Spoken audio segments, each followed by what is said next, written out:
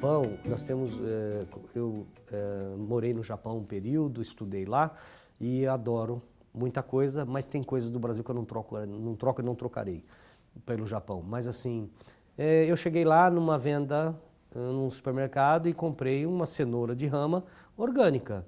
E lá tinha uma fitinha, dessas que a gente põe de Nossa Senhora do Bonfim, amarrado na rama da cenoura, escrito orgânico, ok? E ela estava sendo vendida ao lado de uma banca convencional. E para isso acontecer, o Brasil tem que ter maturidade governamental, o povo tem que ter maturidade de consumo. Quantas vezes isso que eu vou falar é real. Eu fui num supermercado e uma senhora, ela pegou uma bandejinha de pimentão da Coren, ela rasgou a bandejinha e colocou dentro de um saquinho e pesou como convencional, né? Aí, para não dar prejuízo, eu peguei aquela bandejinha e paguei vazia, né? Porque eu também vendia ali. Mas eu vi isso acontecer. Ovos, a gente tem que usar uma embalagem de PET que tem uma cinta que ela é presa para evitar que as pessoas troquem, porque o nosso ovo é mais caro. Então aí eu já vi gente trocando ovo na prateleira, né?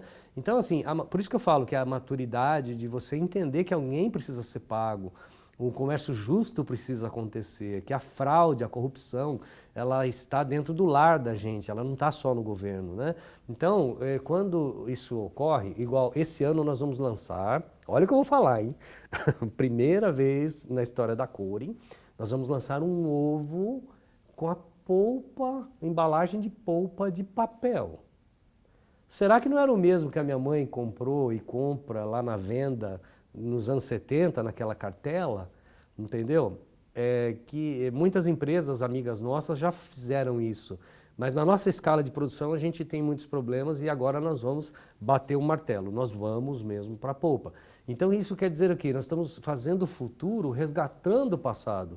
O Brasil ele está aprendendo, apanhando muito, porque você lembra do advento da carne fraca?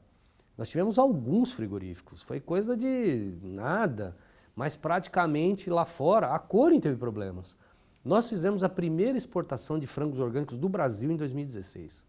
E quando estávamos quase nos consolidando lá, brigando com os Estados Unidos, que são bons na produção de orgânico e baratos, e a gente ali na gôndola dos supermercados em Hong Kong, pum, estourou a carne fraca no Brasil. Aí a gente olhou e falou, mas a gente é orgânico. O quê? O quê? A rede de supermercados, muito idônea lá de Hong Kong, tirou de linha o nosso produto e disse, enquanto o Brasil não for auditado, o seu produto está fora de linha. Mas fora de linha para quem é consolidado é uma coisa, mas fora de linha para quem mandou pioneiramente pela primeira vez do Brasil. O Brasil é o maior exportador de aves do mundo e ele nunca exportou uma ave orgânica. Nós tivemos que arrumar a Coren teve que arrumar a legislação de Hong Kong e adequar a legislação brasileira e fizemos tudo isso, que talvez seria o governo, né, a fazer, mas nós ajudamos muito, para poder fazer a primeira exportação. Quando chegamos lá, ok, fizemos a primeira exportação do Brasil, parabéns, e aí ele foi tirado de linha. Por causa do quê? Por causa da carne fraca, não, perdão, por causa da repercussão da corrupção brasileira. E eu vou falar isso de uma forma genérica, mas o que eu quero dizer é o seguinte, um efeito pontual, ele vai gerar uma imagem, e essa imagem, como nós sabemos, ela é mais fácil de se destruir do que se construir. Eu acho que as reformas estão atrasadas pelo menos 20 anos, né? Todas elas. O Brasil tem uma carga tributária pesadíssima, eu acho que ela já ultrapassa os 40% ou mais, 40%, 43%. Então, praticamente 4, 5 meses do seu trabalho já vira imposto, são números emblemáticos aí que a gente guarda. Mas a gente percebe que essas reformas, elas advêm de pouca conversa e muita necessidade. Na reforma tributária, o Brasil é um dos países mais complexos que eu já vivi e que já existiu. Eu não consigo vender para Brasília sem pagar um imposto de entrada. O imposto de saída de Minas Gerais traz o produto para cá com um preço que eu não consigo mais vender em São Paulo. Uma empresa como a nossa, que vende em todos os estados brasileiros, ela gasta mais ou menos 6.000 horas para apurar o imposto a pagar. Em outros países, como eu vim do Japão, por exemplo, lá que eu vivi lá, eles não gastam mais de 600 horas.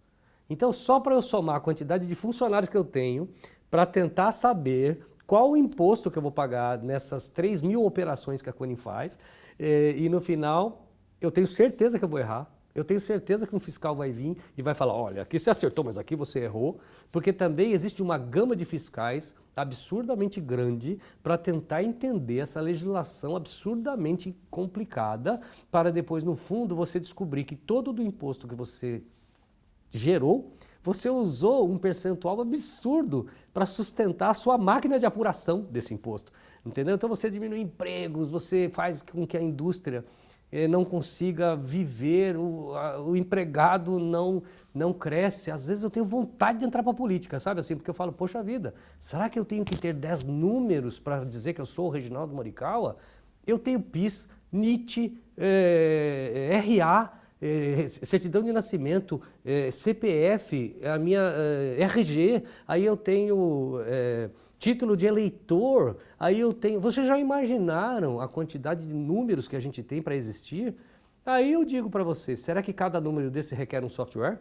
Ele requer milhares de pessoas trabalhando no Brasil para que ele seja consolidado? Será que eu não poderia ter uma coisa mais simples? Então eu diria que a reforma tributária, ou administrativa, ou de custos, como nós estamos vivendo agora, ela não vai acontecer enquanto eu não pensar em otimizar processos. Eu não falo de desburocratizar porque isso é antigo, eu digo otimização de processos. Se eu quero economizar na máquina pública e fazer com que o dinheiro fique nas empresas e retorne para a comunidade, e as empresas têm esse papel social para com a comunidade, que é necessário, não é só o governo que deve fazer, eu passo que a política deveria trabalhar, essa é uma visão minha, de um ponto de vista, que nós deveríamos trabalhar com eficiência e reanalisar, não é tributo não, mas reanalisar a Constituição que nós temos hoje, administrativa e política.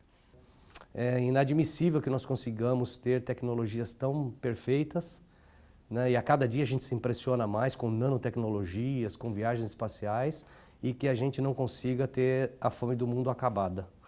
Isso, para mim, se chama vontade política e não exatamente um problema de alimentos. O Brasil tem uma capacidade produtiva muito pouco explorada ainda, na parte de alimentos, e ela consegue ser muito melhor.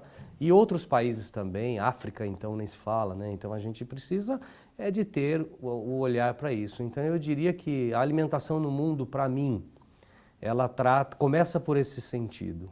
Agora, em falando do que nós estamos fazendo, a alimentação é um ponto que ela é transversal em tudo, porque quando nós vamos falar de alimentação, logo a gente imagina em frutas, legumes e verduras, não é isso?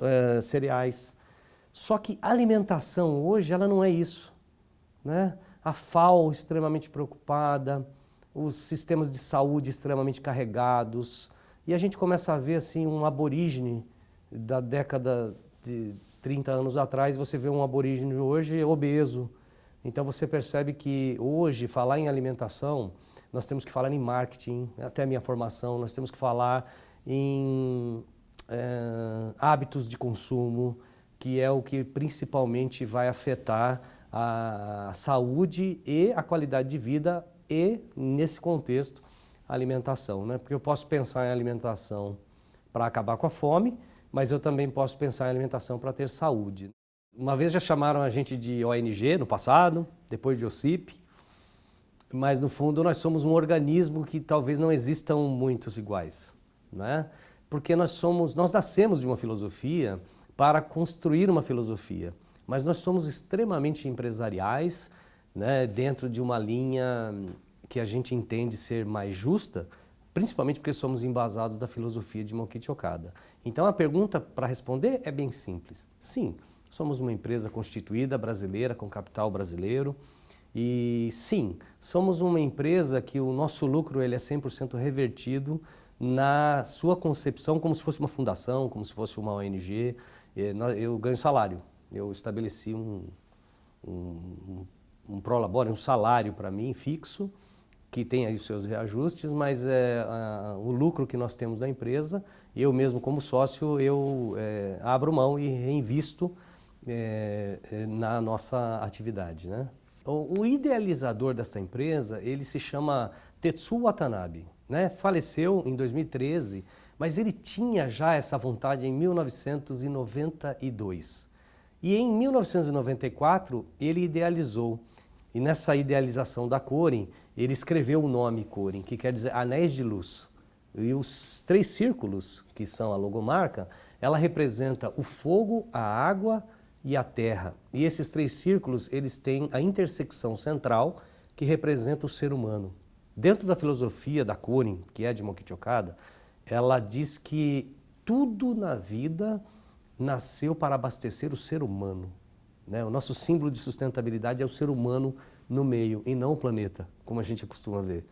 Porque, na verdade, se o ser humano é quem usufrui e quem tem o dever de cuidar, entendemos que o planeta Terra passa a ser um organismo passivo.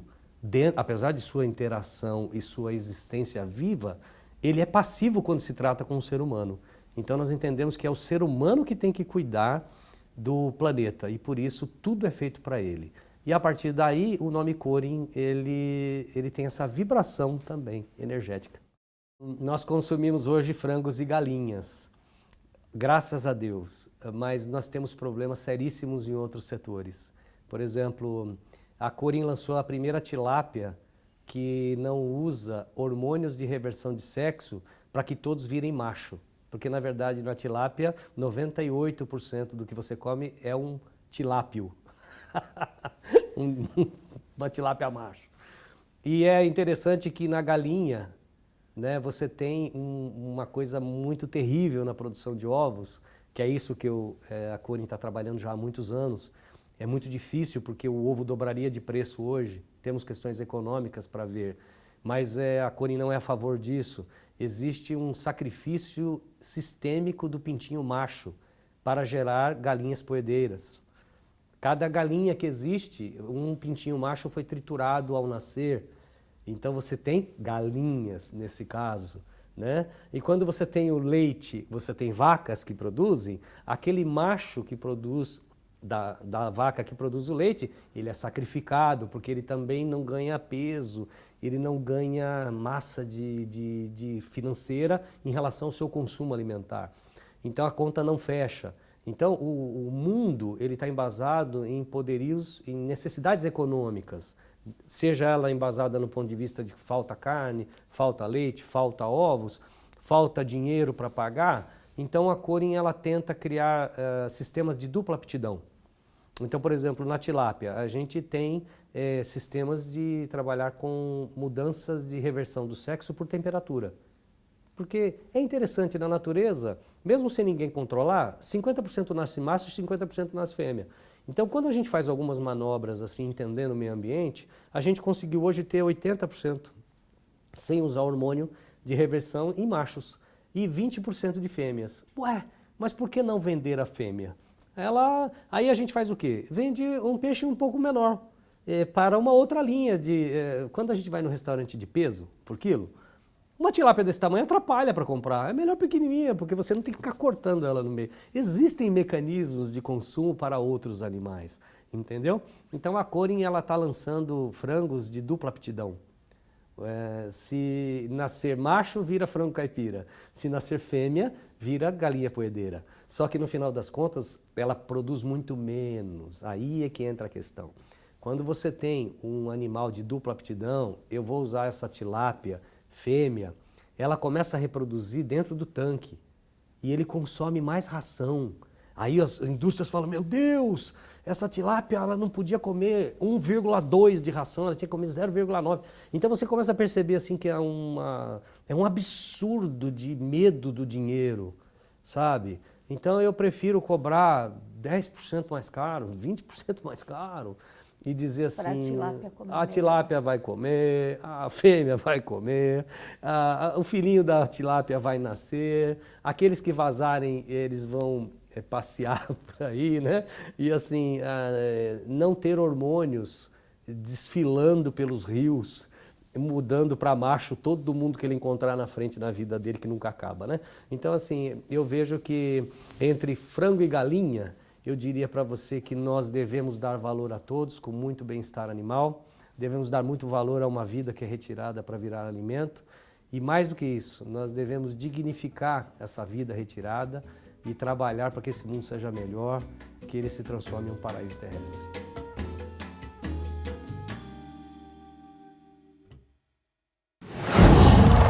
Qual?